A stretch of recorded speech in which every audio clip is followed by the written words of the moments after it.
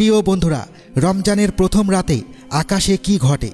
এই রাতে আল্লাহ তাআলা প্রথম আসমানে কি করেন? মূলত আল্লাহ তাআলা রমজান মাসের প্রথম রাতে এমন তিনটি মহান কাজ করেন যা পুরো রমজান মাসের পরিবেশ এবং আমাদের আত্মিক যাত্রার দিক নির্ধারণ করে দেয়। আজ আমরা সেই তিনটি গুরুত্বপূর্ণ কাজ সম্পর্কে আলোচনা করব, যে বিষয়গুলো জানা আমাদের জন্য অত্যন্ত জরুরি, কারণ এই রাতেই আমাদের সামনে খুলে দেয় নতুন করে শুরু করার দরজা। প্রিয় বন্ধুরা, রমজানের প্রথম রাত কোনো সাধারণ রাত নয়।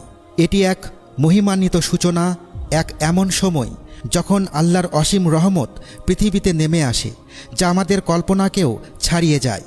রমজান এমন এক মাস যা অন্য সব মাসের চেয়েও ভিন্ন। এই মাসের প্রতিটি মুহূর্ত পবিত্র। এই মাসে আত্মা প্রশান্তি লাভ করে, হৃদয় কোমল হয়ে ওঠে এবং অসংখ্য বরকতের দরজা আমাদের জন্য উন্মুক্ত হয়। কিন্তু আমরা কি সত্যিই বুঝতে পারি রমজানের প্রথম রাতে কি ঘটে? এটি এমন একটি রাত যা পুরো মাসের আবহ নির্ধারণ করে দেয়।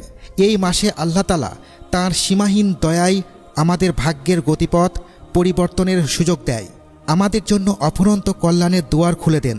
এটি এমন এক মাস যা আমাদের হৃদয়ে নতুন আশার আলো জ্বালিয়ে দেয়, আত্মাকে শুদ্ধ করে এবং ঈমানকে আরও দৃঢ় করে তোলে। এই মাসে আল্লাহ তাআলা তিনটি বিশেষ কাজ করে থাকেন। প্রথম কাজ, জাহান্নামের দরজা বন্ধ করে দেন। সারা বছর আমরা এমন এক পৃথিবীতে বাস করি যেখানে পাপের প্রলোভন ও বিভ্রান্তি সর্বত্র ছড়িয়ে আছে। শয়তান আমাদের কানে কানে কুমন্ত্রণা দেয়, আর ধীরে ধীরে আমাদের অন্তর পাপে ভারাক্রান্ত হয়ে পড়ে। কিন্তু রমজানের প্রথম রাতেই আল্লাহ তাআলা তাঁর অসীম দয়ায় জাহান্নামের দরজাগুলো বন্ধ করে দেন। এর অর্থ কি?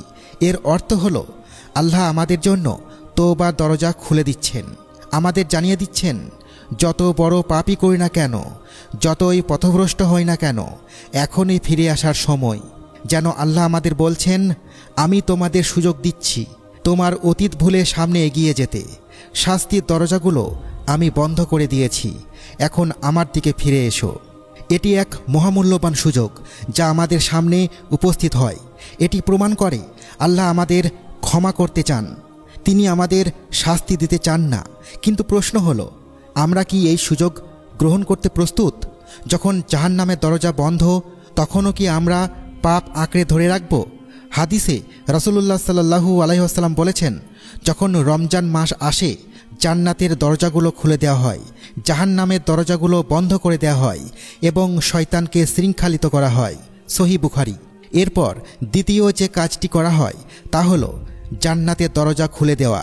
কল্পনা করুন, যদি কোনো রাজা তার প্রাসাদের দরজা খুলে ঘোষণা করেন, এসো, আমার দরজা তোমাদের জন্য উন্মুক্ত, তাহলে কি কেউ সেই আহ্বান উপেক্ষা করবে?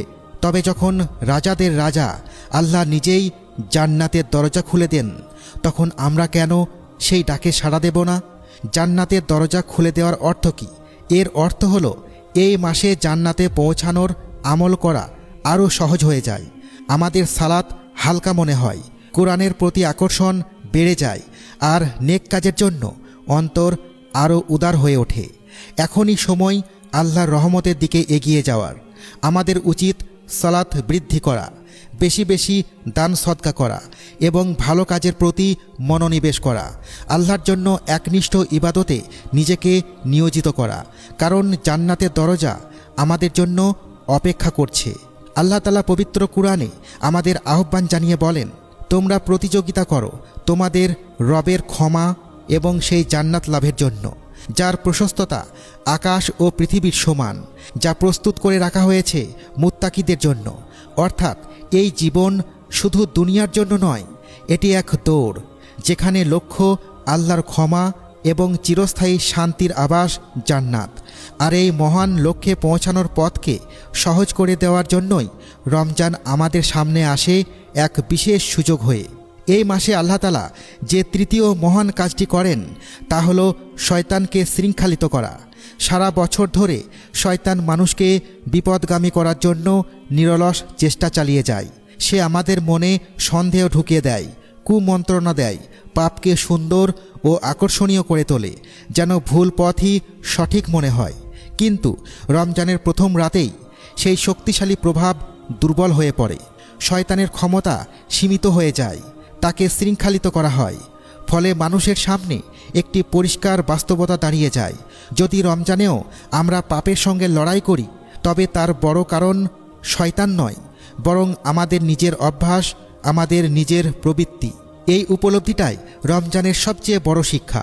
এটি আমাদের জন্য এক সুবর্ণ সুযোগ নিজেদের বদলে ফেলার, দীর্ঘদিনের খারাপ অভ্যাস ছেড়ে দেওয়ার, আত্মাকে সংযত করার। এখনই সময় নিজেকে শয়তানের প্রভাব থেকে মুক্ত করার। এখনই সময় প্রমাণ করার আমরা শয়তানের ফাঁদ ছাড়াও আল্লাহর ইবাদতে অবিচল থাকতে পারি। রাসূলুল্লাহ সাল্লাল্লাহু আলাইহি ওয়াসাল্লাম বলেছেন, রমজান মাস এলে শয়তানদেরকে বন্দী করে রাখা হয়। সহিহ মুসলিম 1079। অর্থাৎ আল্লাহ নিজেই আমাদের জন্য পথ সহজ করে দেন, যাতে আমরা তার দিকে ফিরে আসতে পারি। এখন প্রশ্ন হলো, আমাদের করণীয় কি? আমরা কি এই অমূল্য সুযোগ অবহেলায় হারিয়ে ফেলব, নাকি সত্যিই আল্লাহর দিকে ফিরে যাব? আসুন আমরা আন্তরিকভাবে আল্লাহর কাছে হাত তুলে দোয়া করি, তার কাছে ক্ষমা প্রার্থনা করি এবং নিজের জীবনে পরিবর্তন আনার দৃঢ় সংকল্প করি। কারণ কে জানে, এই রমজানই হয়তো আমাদের জীবনকে চিরতরে বদলে দেওয়ার মাস হয়ে উঠতে পারে। আর এমনও তো হতে পারে এটাই হয়তো আমাদের জীবনের শেষ রমজান।